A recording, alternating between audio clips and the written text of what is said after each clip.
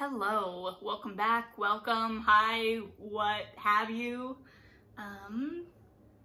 Good morning, afternoon, evening, wherever we are. It's gonna be an awkward one today, I can already tell. So let's get into it.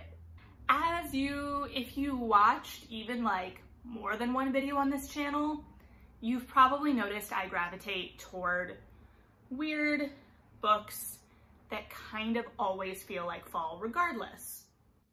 I've talked a lot about fall feeling books, but there are a lot of books I read early in the year where I wasn't here talking about them.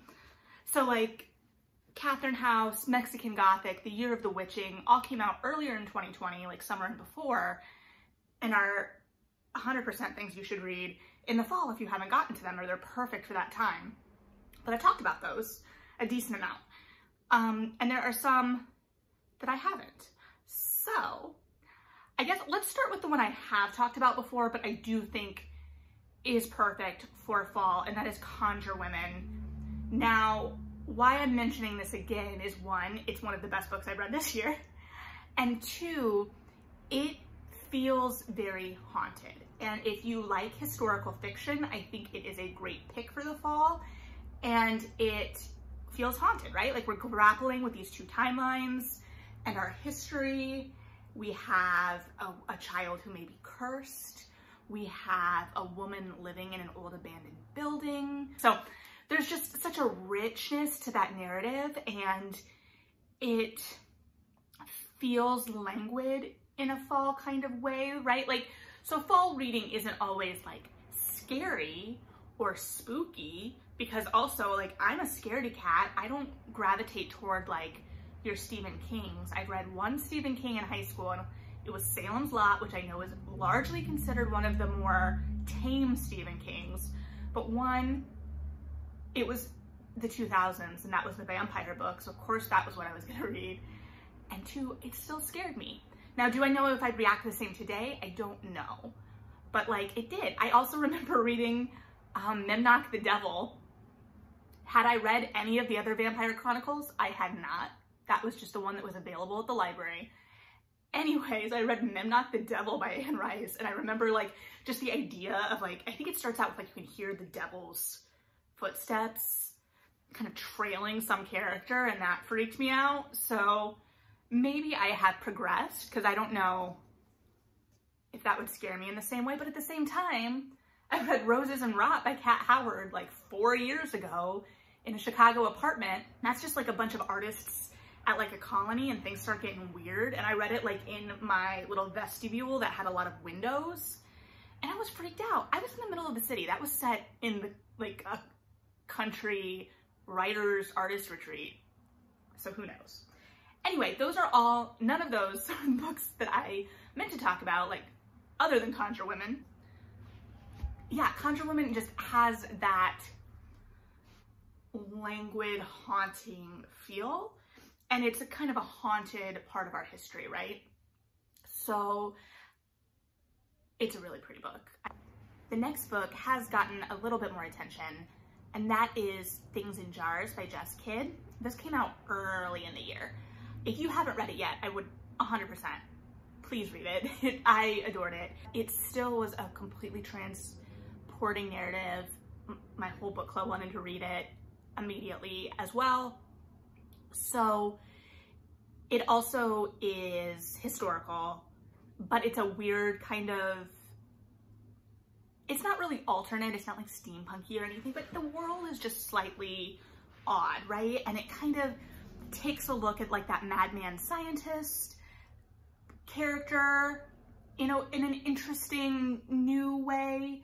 I don't want to spoil anything, but if you like kind of science-y, like the bad, scary parts of science, especially like that 1800s, like no rules science mixed with some mythology. So it also plays with the kind of new versus old. So Conjure Women also, I think that's kind of what I was getting, the new versus old, even though, you know, Christianity is not new, but it was the new idea in that community. So it's a similar thing, right? Like, so you've got a character who is known for saving children at the outset. She has had her last case didn't go well. It ended poorly, and she has a lot of regret about that. So she is the stakes are higher for her in this mystery because she does not want to fail another child. We have a ghost that pops up, but only our main character can see that ghost. And he's a little bit of an odd duck. But he was a fighter, and he's got tattoos that can kind of move around. There's just like these weird elements, but then also there's these really grounded historical elements that kind of root the whole thing. And she talks about wearing out the leather of her shoes, mucking around London. And as someone who walks around the city a lot, and my shoes don't last the way they used to, like, I get that. Like, that is such a tangible detail that doesn't feel obvious, but really tells us a lot about the world and the character. So I really loved Things in Jars.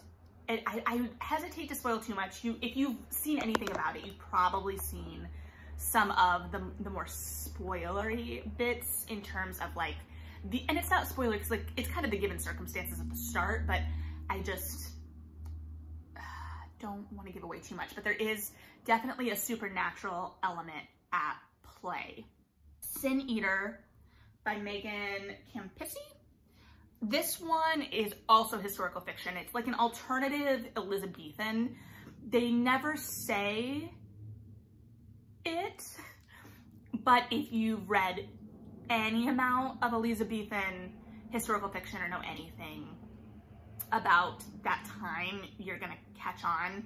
You've got Elisabeth, you've got like a Dudley character, and it follows a young woman who has been charged with a crime, and her punishment is to become the Sin Eater. So I had never heard of this concept before. She is basically apprenticed to the current Sin Eater, whose job is to go and eat the offerings of a person is passed, and certain foods correlate with certain sins. And so the Sin Eater takes on those sins by consuming at death, so that person is free of those sins, but that also puts the Sin Eater's soul in peril. The Sin Eater exists outside of society, only exists in this role, people don't talk to them, they don't, outside of the role of the sin eating, they don't communicate. So basically, this woman hasn't been sent to death, but her soul has been damned by this role. And it is a very visceral narrative. It looks at food and it makes it grotesque. If you have struggled with disordered eating at all, you may want to stay away from this because it can get very descriptive. Especially if you've suffered or struggle with binge eating, I would definitely stay away from this.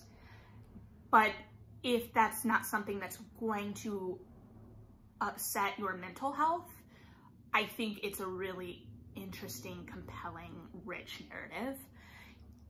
When I was in college, we studied the movie Perfume because we were talking about how to evoke in design for the stage, how to evoke senses that we could not design for, e.g. smell. So I also read that book, which is bonkers, right? And a great fall read. But I feel like Sin Eater does a lot for taste what Perfume does for smell. It takes this thing that we think of with kind of joy or brings happiness in moderation, and it twists it and perverts it in a way that makes it ominous and dangerous and makes us grapple with deeper things. There are no serial killers, but there may be. Like, there's political plot, there's stuff going on. She also does really well with the historical time, especially in terms of theater. There are some theater-based characters, and I think the author has a theater background as well, but I was like, oh, look at these theater people. So it was a really rich narrative. It's shorter, but a lot of these books too, like I can talk about the contents of them, but a lot of it too is tone and feeling. Like all of these narratives just kind of have this languid, well, not languid because I have some later that are languid, but like the tone of these books feels like fall. Lakewood by Megan Giddings, my immediate exception to the languid rule. Okay, so in terms of the language of the book, if you liked Catherine House, follow me here for a second, because I think you will also enjoy Lakewood, even though the language is very different. So Catherine House has a kind of languid fever dream feeling to it, and Lakewood is like a staccato nightmare, right? Like it's got more of a propulsion to it where you can't you can't trust your perception in either Catherine House or Lakewood, but it has more of an immediate frantic energy to it. It still has this roughness to it. And it's because, okay, so Lakewood follows a young woman who enters a study following the death of her grandmother. So following the death of her grandmother, she's offered a place in this study that offers a lot of money, and she can't pass it up. She needs that money. So she ends up going to this completely new town, and she's given a cover job working for like a shipping company, and they give her, like, her days are laid out for her in terms of how she's supposed to talk to people back home. Like, she's given, like, I had a fight with so-and-so at work, and like there's this reoccurring thing where she's annoyed with the headset the company gave her. So she's got this alternate reality, and meanwhile she's involved in this really in-depth study, and we don't really know what they're studying, but she's being drugged. There are really scary tests that they're doing on these individuals. It's unclear what is test and what isn't. There are extreme, there's extreme paperwork they've signed where they can be sued if they talk about this at all. Everything feels somewhat heightened, but also is rooted in a really real and disturbing reality.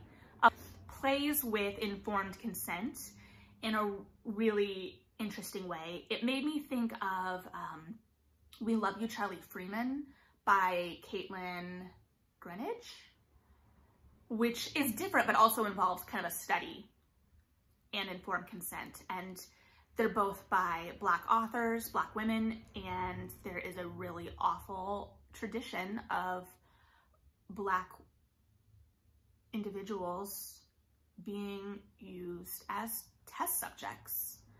So this is a horror that is real. On the other side of it, it kind of also plays with like things going on in places like Flint, because this small town that they've been placed in also, come to find out, has been impacted by a waste situation, and that further convolutes the narrative, right? Like, what is real? What isn't? What can we trust?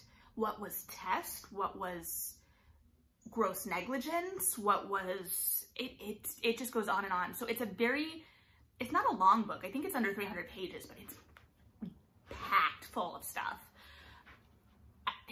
I don't really, the more I think about that book, the more there is to talk about with that book. There's some imagery that has really stuck with me, and I don't want to ruin anything. If you have a weak stomach, there's a couple moments that may be rough. I also don't want to scare anyone off of the book. I feel like I had really insightful things to say about all of these books when I sat down, and now I'm doing that thing again where I just kind of babble and nothing sounds intelligent or useful. But hopefully something is sounding at least useful or sparking your interest in any of these titles, because that's kind of the idea. Follow Me to Ground by Sue Rainsford is another book that I read earlier this year that I think would make a great fall read. So I actually gifted this book as well to a friend. That's how much I enjoyed it. I paid monies for it. It follows a young woman and her father, and they live in an isolated cottage house on the edges of a smaller town. And they are the healers of this town. I think there's a specific word for it, but I do not remember. But it's a kind of mystical thing, right? They can reach into someone's body, find what is ailing them, remove that thing, fix the problem, and like, I think they sometimes like bury it in the background, background. But the mythology of the world is that they have come literally sprung from the ground. So they are sprung of the ground people. The father can like shift. He's like a shapeshifter.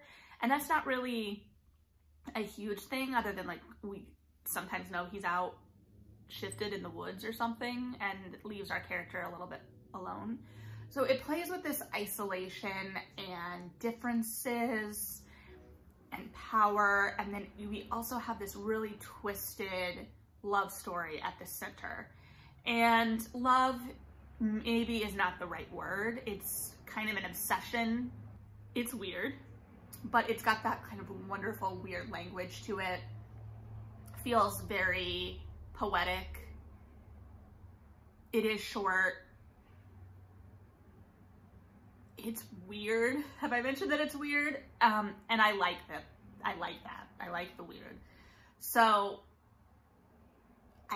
especially a lot of these books would also be good if you're kind of behind on your reading goals, because a lot of them are shorter because they pack so much into so little space. But they're also not like things I didn't just like slam through Lakewood. That one took me a second because there was a lot to sit with. Follow Me to Ground was a little quicker. And it kind of goes back and forth. Like we follow our main character, but then we also like kind of see some of the people in this community, in this smaller community, and how they view our character and her father. So if you liked Lanny, that's a similar kind of thing where you got your like central story, and then you can kind of see what the larger world outside is kind of thinking about what's going on. Lanny is obviously also a wonderful fall read.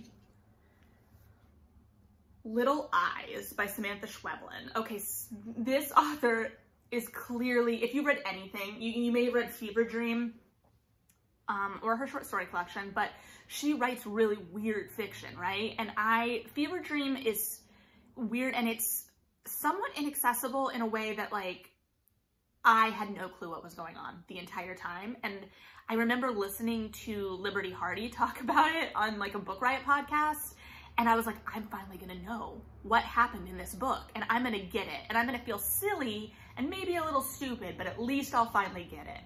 And the answer was there's no way to root this narrative. it just is. But the writing is gorgeous, right? She's such a good writer. So I was very excited to pick up this book because I do like the weirdness of her writing. I really enjoyed her short story collection, and I wanted to know where she was going next. Like, what does her next novel look like? Also, it's a really good translator. It's the same woman who translates Things We Lost in the Fire, which is my favorite short story collection. More and more. And she has a new one coming out next year, so I'm real excited. But so she translates two of these authors I really enjoy that do this really weird fiction. So Little Eyes, the concept, we follow many characters. So it's almost like interwoven short stories, but like longer short stories, but it really works. And at first I wasn't sure. I was like, I don't know if I care about these people. And at the end, I was really invested. I would also say the beginning starts out with a little bit of shock value, and that like we're at like this birthday party or like sleepover or something, and the girls that we were with, I was like, I don't like them. I don't want to spend time with them. But it works. And I wouldn't say that I really like any of these characters. There's a little boy that maybe I like. But a lot of these characters are really messed up. And that's the point. So in this world, there are now these devices, creatures that you can buy. And you either buy the creature to have with you, or you buy like a code that correlates with the creature. And if you have the animal creature, they come in different varieties. And if you have this in your home, the person that has the corresponding code is basically, can watch you and is like a silent interactor in your life of presence. So it plays, we get to see points of view from people who both have these pets and are on the observing end of these pets. I, the whole time, could only picture Furbies, and it's like, managed to make Furbies more terrifying, because I am of an age where where Furby was the hot toy. Furby was the hot toy. I got a Furby, and I'm sure my parents spent a decent amount of money on that Furby. My dad did program it to accidentally call me dad when it learned language, and I was not patient. My Furby learned 2 words, dad, well, phrases, and Furby dizzy, because I would like toss it and learned that it would say Furby dizzy, because it did not learn language quickly, and it had a really, I mean, you guys all know, probably, either you had a Furby or you've seen the Furby horror stories, but like it had such a sensitive sensor that like I would have it in the closet at night while I was sleeping. I may have had a cat at the time, that may have impacted things. And it would set the sensor off, and like Furby would wake up and start like talking in the middle of the night, and it's Furbies, and it was just such promise in that toy. But okay, so I was picturing a Furby, even though I don't, like, they're on wheels and they can get around, but imagine a Furby that can get around. That's a nightmare. Like, this is the horror story. But the narrative really interrogates ideas of humanity and how we interact in private versus public, what becomes public, what we're making public without realizing it, like all of this, clearly realized, but like it just heightens ideas and that already exist in terms of internet and what that is and means, and makes it even more private, and then makes people behave in ways that really explore truths that are hard about who we may be in those moments, or who we may be under the most pressure. By the end, at first I was like, I don't know, and it's not long, and by the end I was like, oh, okay, I have to sit with this now. So it's much more accessible than Fever Dream. It's got really interesting things to say, and it's weird. So also, if you like short stories, I think that this will be a really easy jump, right? Like, it fits and makes sense in terms of how it's structured for enjoyment. The last book I'm going to talk about is the least scary. It just feels like fall. And I'll probably talk about this book again because, well, a number of reasons. So it's Real Life by Brandon Taylor. it takes place over, I think a Labor Day weekend. So it's more like an end of summer book, but it is extreme realism in a way that just feels fall to me. And it's also great. So if you haven't read it, you should just read it, period. It is up for the Booker Award this year. It's my pick for the Booker because I think it may be the only one on the short list at this point that I've read, but also it's just gorgeous. So I don't consider myself a fan of realism. And as a theater person, I recognize that that's a statement. But I am really tired of kitchen table dramas of family secrets. Like, unless you come at it with a new angle, I don't know what. You know, like, it's just, we get kind of caught in that trap. This is not a play, but I think it would make an excellent one with the right author. So that's kind of why, like, I'm like, if this could make it to the stage, I think it would re-excite realism for me on this stage.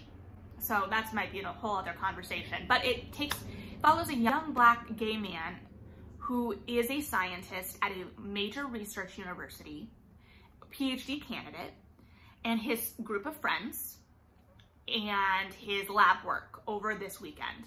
So one of his experiments in the lab has been sabotaged, and he's dealing with some drama within his friend group.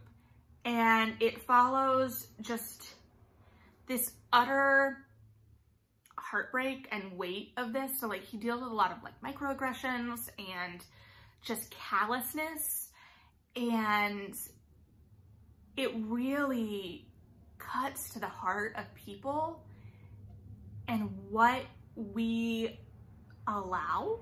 So it's set in the Midwest. It feels kind of like a Northwestern to me based on the fact that there's a lake nearby, but I grew up near Purdue University. And so that's kind of like where mentally I was, even if that wasn't really where I was most of the book. But I mean, it's a Midwestern university.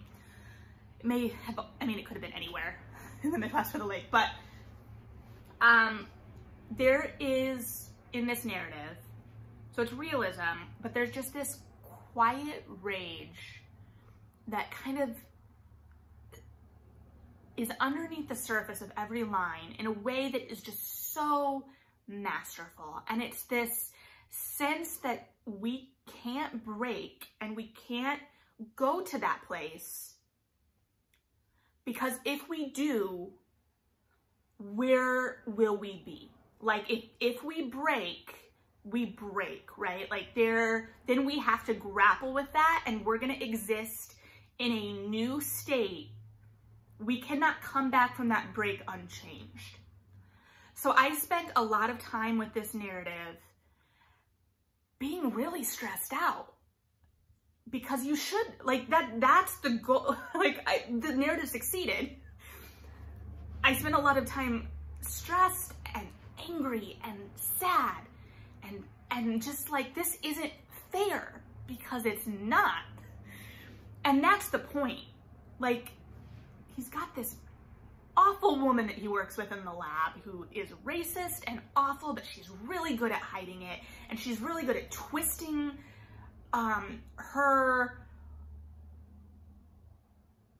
things to her benefit.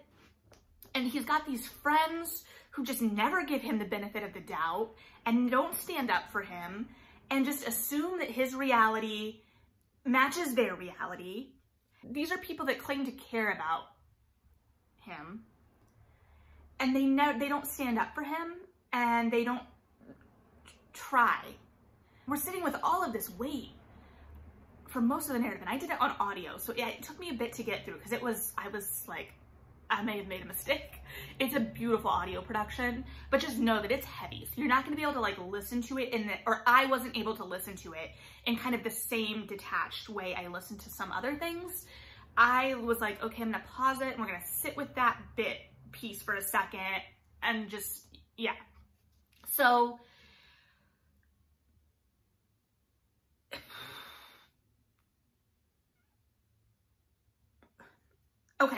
so the quiet rage behind all of this. I wanted very badly as a reader for there to be catharsis in this novel, right? Like I wanted that breaking point because I wanted to feel the relief of that breaking point. Like we're gonna ramp up all of this tension and then we're gonna break and we'll deal with what we are after. But that's not the narrative. And that's not fair to the reality of this story. It skillfully sets me up as a reader to want certain things, subverts those desires, but I understand why, and I'm like, well, shoot. To be very Midwestern about it. It's just so good. And the more I sit with it, the more I'm like, dang. It's just a really good book. It's if you like literary fiction, if you like realism, if you don't. So yeah, it feels, in the setting, it's kind of summer because they're like going to barbecues and picnics, but like just the way the language and the place the narrative puts me feels fall too.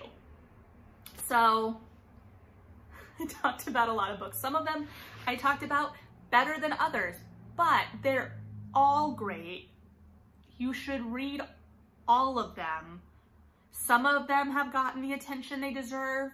Some of them haven't. All of them deserve more attention. If you have other books in 2020 that were released earlier this year that you think I should pick up in the fall, let me know. No promises, because I'm really bad at being told what to do in my reading life. But I like recommendations, and I clearly like reading books that are set in the fall. So let's do it. Let's read some books.